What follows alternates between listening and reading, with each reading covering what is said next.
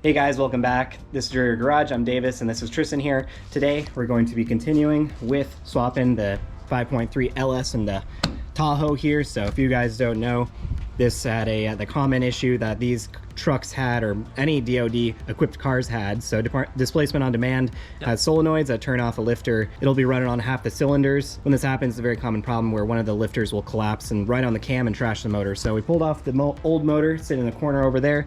We got the newly rebuilt 5.3 in here. This is a Gen 3 in a Gen 4 truck. So we also have gone over how to convert a Gen 3 motor to accept a Gen 4 car or be allowed to adapt into it. Yep, this is not a common swap. Has a BTR Torque Cam, 100-pound valve springs, and LSM lifters, so it'll have a little bit bump in horsepower and torque for towing and whatnot, because we're intending to use this as a rig to tow our vehicles for other projects. Tristan also might sell it, depending on, you know, how he feels about things. But we're going to be continuing with this. Last video we got the motor in, got bolted up, bell housing and motor mount, so this is basically where it's going to be sitting.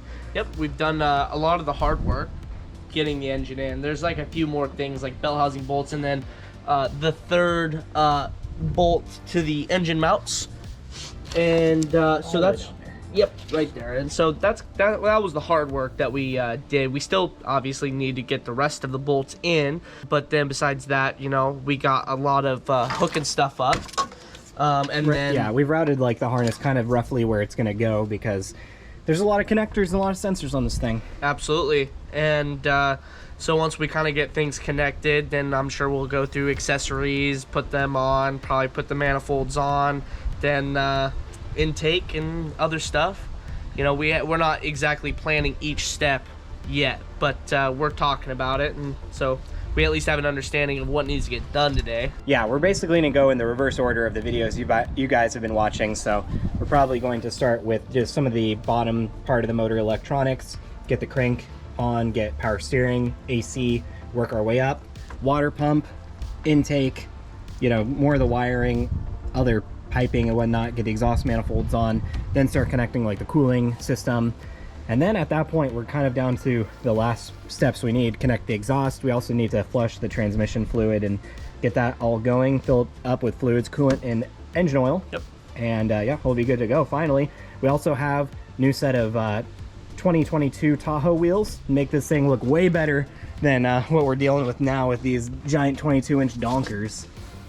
Yeah, they just ride terrible. Like, they just don't have enough meat on it that it just doesn't ride good. Yeah. And it does appear that the struts and whatnot are kind of worn out, but the tires and wheels will go a long way of helping that.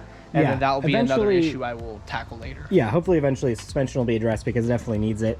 And there's a lot of aftermarket on that to make it better. Yep. So that's where we're at. Hopefully this, you know, goes smoothly. We're gonna try to get as much progress as we can today, and no guarantees we're even gonna get it fired up today. Probably not. We don't even have the exhaust here currently. It's at Tristan's. But we're gonna hopefully get as much as we can done today. It's gonna be kind of a scorcher, so we're gonna be working through the heat. Yep. You know, for Washingtonians or whatever. Yeah, I mean, it's hot for us. For Washingtonians, it's you know, gonna be 82 or something today, so that's pretty rough for us. Yeah, mid 80s is pretty rough over here, and we're just not used to it, so it's gonna suck for us. But what I would love to do by the end of the day is at least get the battery connected and see if we can get the tune off the PCM. Oh, right, yeah, really you like that. I brought HP tuners for that, so that we can get a tune for the cam and send it. Yeah, overall it's gonna be pretty stock, but it does have the BTR Torque Cam. So I was looking online, and although it did have like headers in the dyno run, it gains like 40 horsepower or 50 horsepower, and then like 30 to 40 foot-pounds of torque. What? Yeah. Really? That's crazy. And it sets it lower in the curve too, so right after like 3,000 RPM. That's crazy, because I didn't do actually any of that research. I looked just on what is it? Brian Tooley Racing. BTR. I've looked at their website, and they advertise the torque. They don't advertise no, the horsepower. It has the dyno graph and everything. It doesn't say anything about like the numbers, but you can look at it yourself, and you know. That's crazy. I didn't realize that it would actually bump up the horsepower much at all. Yep. So that's cool. It's great, and with with headers, that's how they tested it back to back with stock cam and then with the truck cam. Okay. This is gonna have new exhaust manifolds and cats, so you probably won't see like that big of a jump. Also, we're using the stock intake, but they were using the stock intake stuff too. How the car felt before is lower RPMs. It felt very piggish, you know, very slow to start. But once it surpassed like 4,000 RPMs, then you would hear the engine, and it would actually move the car really quickly, like getting all 330 whatever horsepower it had. Or whatever. And so with the torque cam, I was hoping that it would start off kind of stronger than it would. It didn't like towing it didn't matter, but like just for daily driving, it was very slow to start unless you really like punch the gas, which is not something I'm gonna do in an SUV. But I would love to get more like better drivability out of it. I mean, that's my favorite things I've gotten out of my Bonneville is modifying it and just getting just a better experience with driving it on the highway and such, you know. So that's what I'm hoping with that cam. Yep. So new wheels and tires, new motor that's not blown up, torque cam. Hopefully that's a good combination. New cats. It'll make it way better to drive around. With all the stuff going into the exhaust, those cats were probably plugged up and destroyed, and so I bet it will just, you know, just for that perform a little bit better than it was before it came here. Yep. So excited to start working on this. We're gonna go ahead and just start plugging away, connecting things, getting things back on. We're in the part where we just put everything back together. Kind of the hard part is over, I believe. I think so too. The hard stuff was pulling off the exhaust and, you know, getting everything ready, you know, learning the car for the very first time. We kept all the bolts kind of where they were. So we have all that good to go. Very simple to just reattach everything. Hopefully we can just ditch these, you know. Yeah, for sure. God. Also, you might want to get new thermostat. There's some things that we're waiting on. We need to get a new cam position sensor, new thermostat. I mean, those aren't hard to come by any means, but so for sure it won't fire. But you know, I mean, I do need those. We can get it to turn over, create oil pressure, you know, prime the motor. Yeah. But yeah, we should definitely get everything situated. We kept the bolts with everything, so hopefully we didn't lose anything important. And yeah, we're gonna go ahead and get started, guys, and we'll be right back.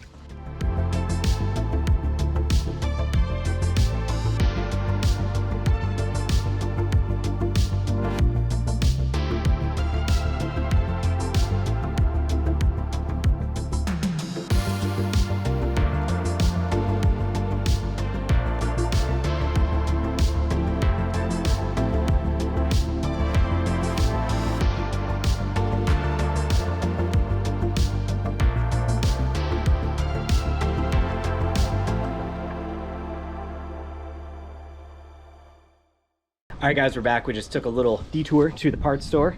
We got all this. Well, this isn't needed. This was just some... But it was included. Yeah, true. Included. We just got some tire plugs. But yeah, we got some coolant, ATF, new thermostat, coolant sensor, cam position sensor, and a crank bolt. So in the comments down below, guess how much we had to spend on that. Yeah, much more than I was hoping to pay for all of it. The bolt was actually very cheap, very inexpensive. It was $8. We probably could have bought all this minus like the coolant and trans fluid for probably like 50 bucks or 60 bucks. But yeah, guys, put your guesses down below. All right, guys, we got a new thermostat because the old one was kind of cruddy, and we didn't know what temp it was. It says 86 Celsius, which is 186 degrees or 7. Yep. So we got the kind of just stock replacement 186, and yeah, clean up the surfaces. New thermostat will do good because he said it was running at like 210, and that's pretty normal for these trucks. And I was thinking it was just needed a lower thermostat, but we got a equal replacement because they don't really, in the parts stores, they don't have something less, I'm imagining, because I didn't find anything online. It would be like an aftermarket thing, and this truck doesn't really need that, so it's just kind of whatever. Yep. But it new just means that we know it's going to work and it's going to be good for a long time. Yep. Might as well at this point. Yeah. You got the starter cleaned up, some of the other accessories cleaned up, new gaskets for the water pump. So we're doing that. We're also, we had some issues with getting the crank pulley on. As you can see, it's like partly on. Normally what we do is we just get the bolt in and just drive it in. And I mean, that's not like the best way to do it. A lot of people say it's bad, but this is your garage, whatever. But the bolt's not long enough, so we broke out the install tool. But even the install tool, which is for LS engines, wasn't long enough. So I had to modify it. Davis, this isn't an LS engine, Davis. So to modify it, I basically cut some length off this and cut length off the bolt itself, so hopefully that's enough. Basically, my thinking is we'll be able to press on enough where we'll be able to get the stock bolt in, then we can drive it in with the impact and be able to move on with our lives, because this has taken too long on just something so simple as installing a crank.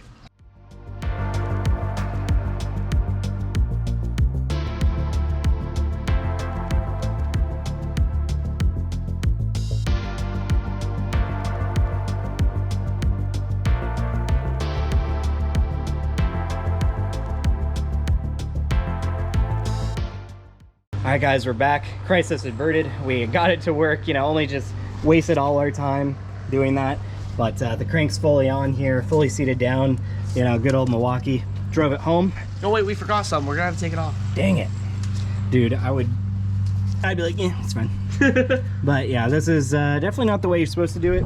I bought this harmonic balancer install tool, and I swear we used it before, but I think it was just on Tristan's Camaro, but that was a 3.8. But yeah, it just wasn't long enough or deep enough to reach in there, so we had to do so much jury rigging to make this work. Let me put this together here real quick. So guys, we had to basically do this. So we took off all the length from this bolt up to here. Originally it would go all the way up there, but we cut off all that length, and we had to cut off a little bit of this length here where we get the wrench on. And basically what this does is this goes into the center of the crank where your bolt would go, and then you hold this straight and then you just tighten. As you can see, it pushes the bearing forward, which will press it on. We had to get 2 jam nuts to hold it together, because without it, this would just spin inside when we try to tighten it. And that was also to our detriment, because when we were done, we unscrewed it. This was stuck inside. So you take our extractor bit, tap it in there, and it actually didn't damage anything, so that's great. Luckily. And yeah, now it works. But this didn't, you know, since we cut off so much length of the main bolt, we couldn't get it on all the way. Obviously about halfway, so we just took the Milwaukee, drove it in. Yeah, if you guys are doing this at home, just put the bolt in there and send her with the Ugga Duggas. Yep, well, we had to do this process first because the bolt wasn't long enough to reach in when we just put it on. So hey, yell at us in the comments, you know, we're used to it about, you know, us doing stuff wrong. We know this is wrong. This is not the way you're supposed to do it. We're being told this isn't an LS, guys. It's a LM7 or whatever. Yeah, sorry, more tech. LS family, who fucking cares? But now that we have the crank on, cam position sensor, all that, we can start bolting up the power steering, get the AC dreaded AC back on. Oh god, that's gonna be a pain. Yeah, I mean, like, we have all these to go on. I think we agreed we were going to only do 3 bolts on the AC and leave out the rear one. Please. Because that one behind it can fuck off. Yeah, it was so dumb. Like this one. That one. That one's retarded. You can't get to. Well, no, this one didn't give us any grief because you need to take off the AC first before it. It was the rear one, so we had it bolted up like this, and basically the frame, the 4-wheel drive system comes up, so you only have like that much room to take it out, and not even just that. Like you only have a little bit area access like right there. It's really dumb. So yeah, we're gonna leave out the rear one. I'm pretty sure. I think we might need that bolt for the other one. But, no, you know. We don't need that. But yeah, this. How many engine mount bolts do we have in there? We're good. We're good. Enough. Just enough. Yeah, so that'll go down in there, basically, and bolt up, and we can get the AC bolted up to it. And then power steering, all that good stuff. Start getting like water pump on. Start plugging in electronics. Then we got something going. But yeah, that took way longer than expected.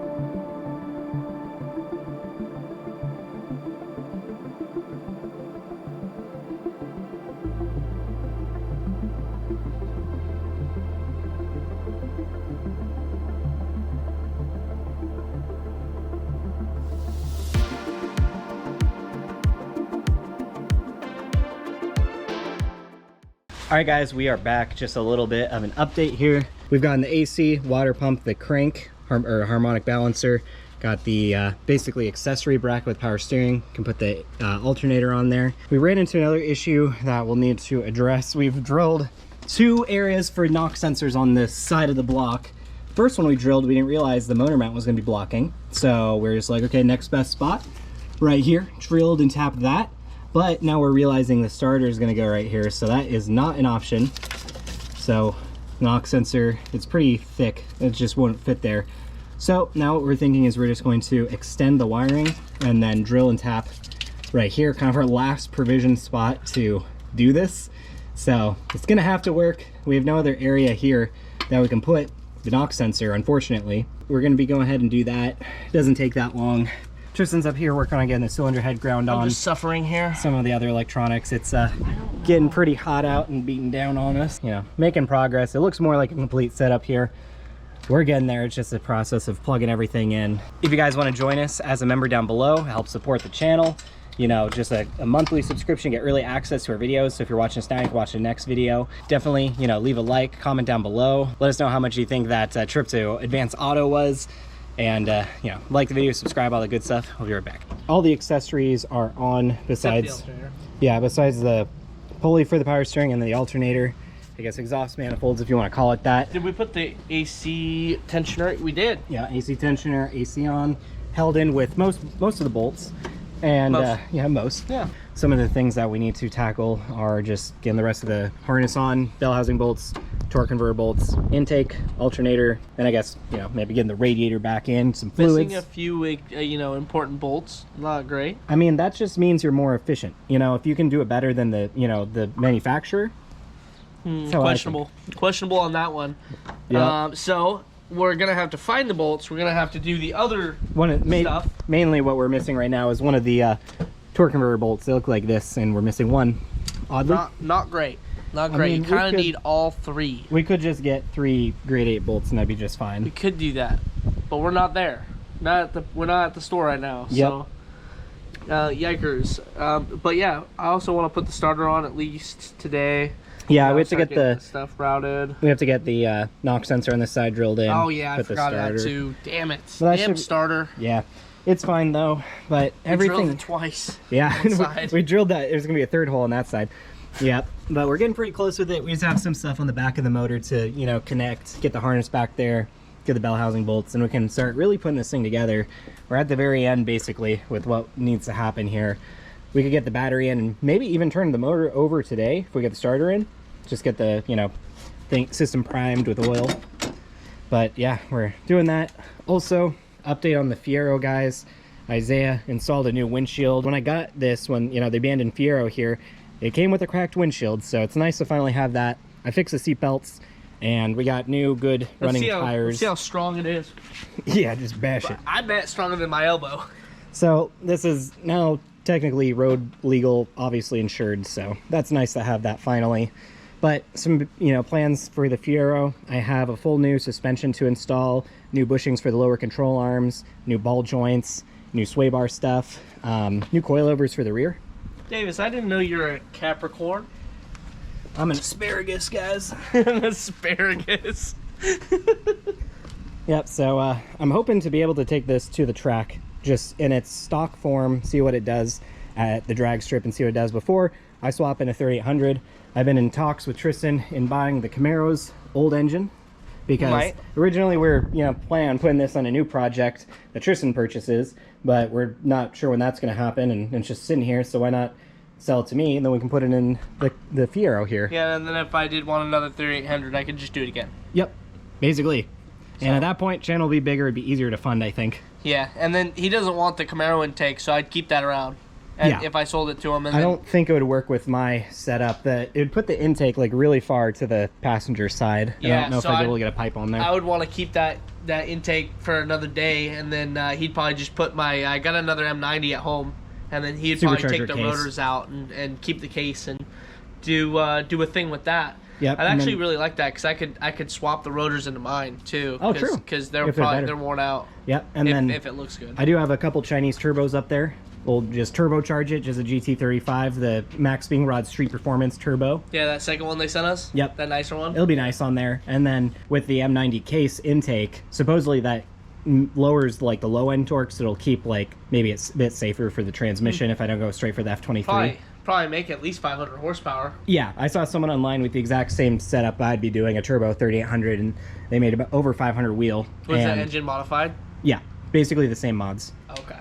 Cam, valve spring, double roller, timing chain, all that Oh stuff. Yeah, that'd be an easy 500 horsepower. Even that motor NA in this thing would make it a rocket, because this thing is, it's like slow fast right now, but it weighs so little, you know, with just 100 extra horsepower, or I mean, this thing probably would make about 220, 30 to the wheel. I don't know. Yeah, it probably makes like 260 to the engine, I'm thinking, maybe. Because a stock L67 makes 240, and that thing's like really large cam in it. Yep. It'd be interesting to dyno the Fiero, and then in its stock form, swap it to the 3800 NA, dyno it again, and then turbocharge it. See what, you know, the power jumps there. I would like that, and it would be cool to keep it in the channel. Yep. You know, the motor, you know, not just selling it if that were an option. Not that I would want to at this very moment, but you know, if I'm selling it, it would be nice to keep it in the channel. Yep. Anyways, guys, that's in the future. All right, guys, we're cleaning up the intake manifold right now. As you'll notice in most trucks, if you pop the hood, it's super dirty. So we have the intake here. We've just been letting it sit with some super clean for like 20 minutes.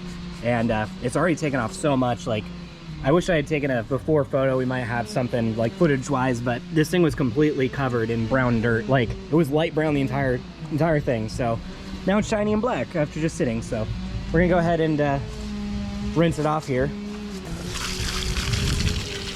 That looks way better. Yeah, already. We'll see once it dries, but already way better. I mean, all the dirt that was just on there is gone now. So awesome. Yeah, let's leave it out in the sun to dry out before we put it on there. Make sure there's no excess liquid in there, and be ready to go onto the car.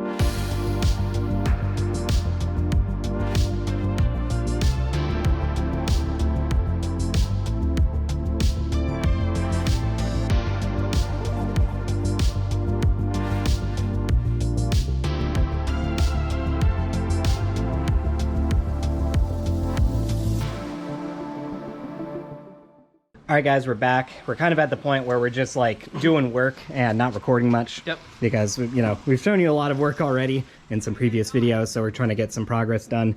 Basically, we've gotten the harness as connected as it can be on the top side without proceeding. So we got all the bell housing bolts in. We got the rear electronics connected. So this is basically ready to lift up and snake the intake in. And as you can see, it cleaned up really nicely. It's all nice and black now. Cleaned up the throttle body. And it's all good to go. So what we're going to do is take off these this tape that we had covering the ports. Then we'll be able to snake the intake, like I said, under there, and bolt her up.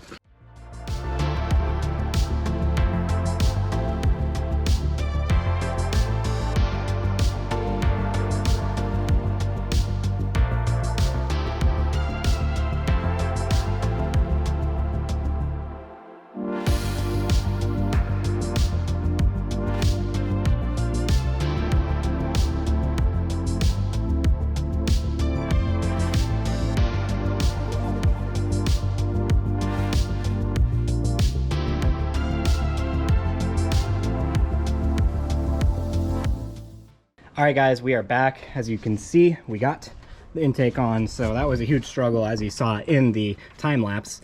But it was just a lot of like getting everything, not letting the back of the intake lean down and snag on things. You could probably make it easier by taking the bolts out. Also using the correct gaskets, because when Tristan bought this gasket set, the reason we had to go back and put in the 58 tooth reluctor wheel and the 4X cam gear for, you know, the Gen 4 stuff, same reason we didn't know that we would need that specific stuff. So when he bought the gasket kit for it, he got a Gen 3 gasket kit. And the Gen 4 truck intake manifold is designed to have the gaskets attached on with tabs to the intake. These ones were not meant for that. They're meant to like hook onto the cylinder head. And they have like this weird tab that fits around one of the small 10 mil head bolts. Yep, so he bent it to like fit over it properly. And that was actually getting him to stay there really well while we were getting the intake, but every now and again it would snag it and bring it with it, which was really annoying, so we had to kind of reset them a couple times. And yeah, it was a huge bitch, just like the smallest things are catching on this intake because it's so big and it's going through literally just the harness goes directly over on top of it. It's like from the factory, it's like designed to pinch the top of the harness at the top. Like there's almost no room from the cowl to the intake. Yeah, having the correct gaskets that stayed with the intake would have made that way easier, but I think taking the bolts out, like he said, would have helped a lot, but you know, oh well. We got it on either way, and I can tell the gaskets are seated properly where they need to be. I torqued them down in a pattern that, you know, evenly applied pressure to it, so we're good there. Now it's looking like a complete engine here. We're gonna leave the intake, or the intake cover off, I believe, the engine cover. Kind of the last things we need to do, just finish up with the electronics. We were able to get the fuel line connected, evap, map sensor, some of the other stuff connected. Next order of business will basically be putting like the alternator on, the exhaust on, the coil brackets on, and yeah, we got the bell housing bolts on. We still need to get the starter and the torque converter bolts in. After that, just the exhaust back really, and cooling system, oil, radiator, all the fluids, you know, transmission fluid, coolant, oil. Yeah, we're kind of in the final stretch here with everything. Its process is a little slow, just trying to get everything, you know, hooked up as we need to, but we're getting very close. Basically, the last things we need to do is do that knock sensor, get the exhaust on, alternator, power steering pulley, and then some of the rest of the electronics on the harness, get the radiator in, fill it with coolant, fill it with oil, and then fire it up and see if it actually, you know, runs. Yeah, we want to see it at least crank and prime the, you know, the oil system, but we don't have a tune on it, and it has an aftermarket cam, aftermarket springs. It'll still run. I mean, we literally ran the Camaro with no tune when we put the massive cam in it and a turbo. So fair enough. And this, it'll fire up. It'll fire. So we don't want to run it too long, but we want to at least kind of like get it running and possibly, you know, maybe get the coolant system bled, you know, several things. But here's to hoping that we do that today. Yeah, kind of in the final stretch. We're just going to be cranking it out. I don't know how much we're actually going to show you hands-on, you know, like what we're, you know, working on, but I'll set up some time lapses as usual, as you guys been seeing. So we will be right back.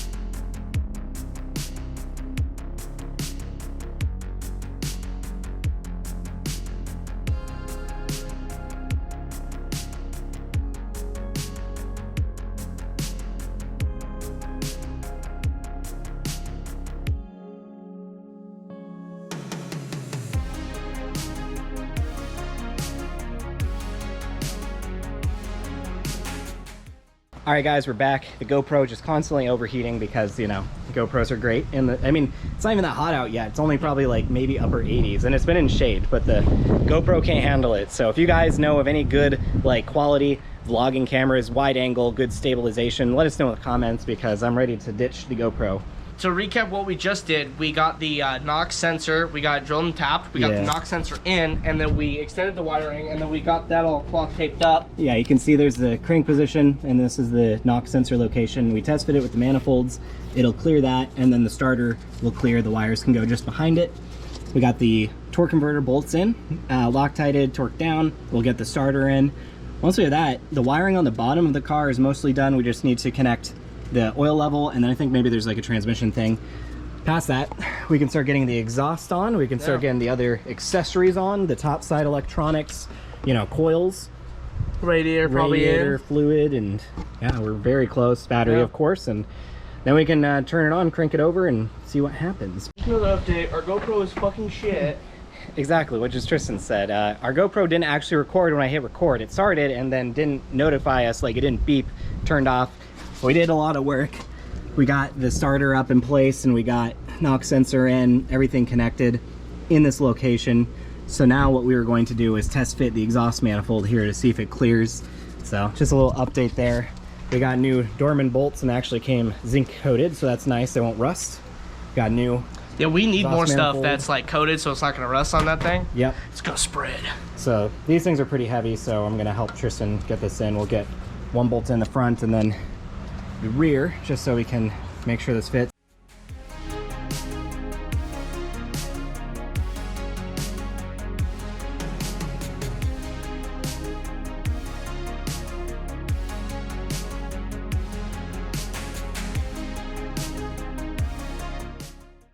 Well guys, got that in there. It'll be nice with the like gold hardware. I think it looks cool.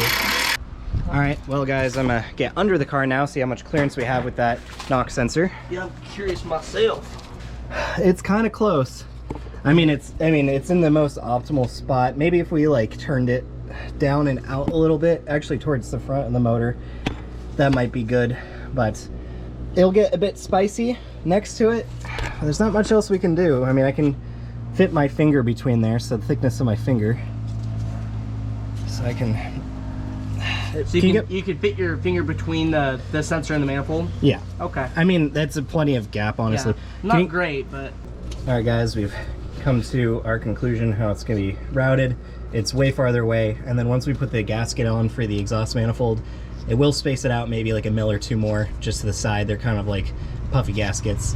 So that I have no concern with possibly overheating or getting too hot. All the wiring is behind the starter too with the crank position sensors, so we're good on that end.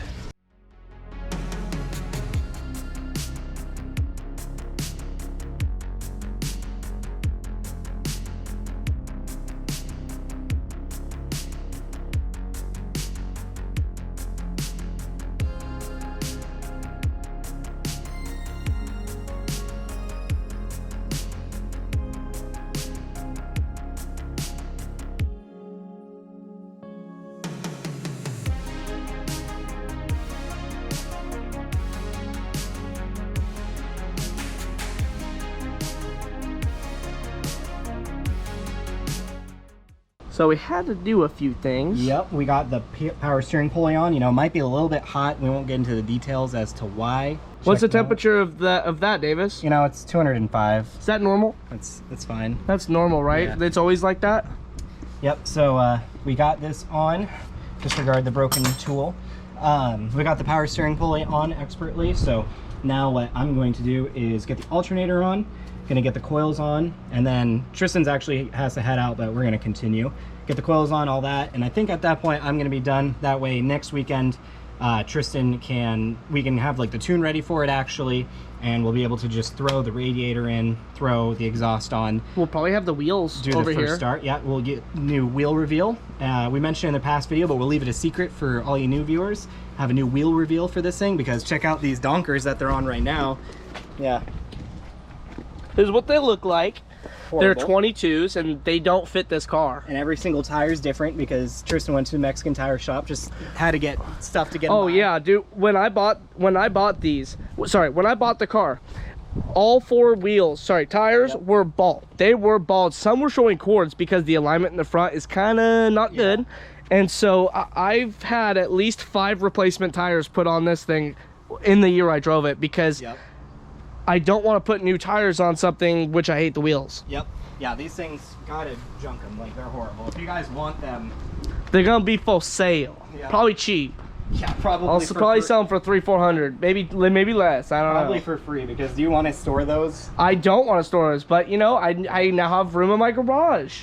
Yeah, so it'll be easy to get the alternator on. Very easy. I might go farther, just depending. I don't know if I'll be able to get that radiator in myself. Maybe, I don't know.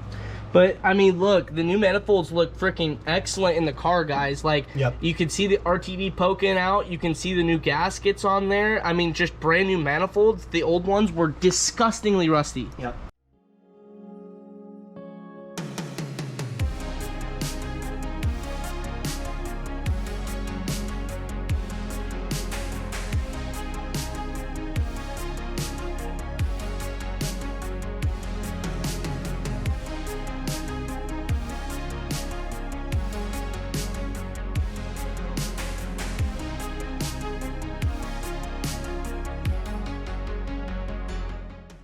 All right, guys, we are back. I got the alternator in, got the plugs and coils in, connected to the spark plugs. I did encounter one issue where the tip of this plug is broken, and then the actual like plug wire that would go into it had broken off on the inside too. So I think this coil is fine, but we'll definitely need a new coil plug for this. But otherwise, everything else is all connected and ready to go. Everything else, all the electronics on the top end that we need to run the engine are plugged in and ready to go. Like if we connected the battery and just turned it on, it would run. I mean, probably not without the MAF connected. I don't know what the stock PCM looks for, but you know, no coolant, whatever, that's fine. It would run and fire up. Basically what we're looking at next weekend is to get the radiator in, get the battery in, intake, cooling stuff, the minor, small little electronics that we're still needing to connect. I don't think there's really anything else other than the battery, and I think that's it. I don't know. We'll fill it up with transmission fluid, fill it up with engine oil, and crank it over. I also need to get the tune off this thing so we can get a tune going, since this does have the BTR Truck Torque Cam. Just need a little bit of tuning, you know, not that much, I'm assuming. Just a cam, you know, stock truck and all that. So that will do it for today. I really appreciate you guys watching and sticking around for the process. Hopefully next weekend we'll be able to get the car moving, because that's our goal. And we'll be able to start, you know, getting it tuned and driving. Then we'll be able to move on to some other things like fixing up the Bonneville, fixing up the Fiero over there. I have a bunch of parts in the corner for it. Full new suspension for it. I also got Fiero Raj 3800 motor mounts for it. I got some other things to convert it to the 3800. I've been in talks with buying Tristan's 3800 from the Camaro right there. So that thing has a ZZP XP camshaft, LS7 lifters, double roller timing chain, custom chromoly push rods, a bunch of other goodies inside. Thinking about running an NA first and then getting it going with the turbo. I got a Max Being Rod turbo up there in the corner. You can see that there. But again, guys, that's going to do it. Appreciate it for watching. Be sure to leave us, you know, like down below, subscribe, comment, join us as a member. You'll get early access to our new videos. But that's it for today. Thanks for watching.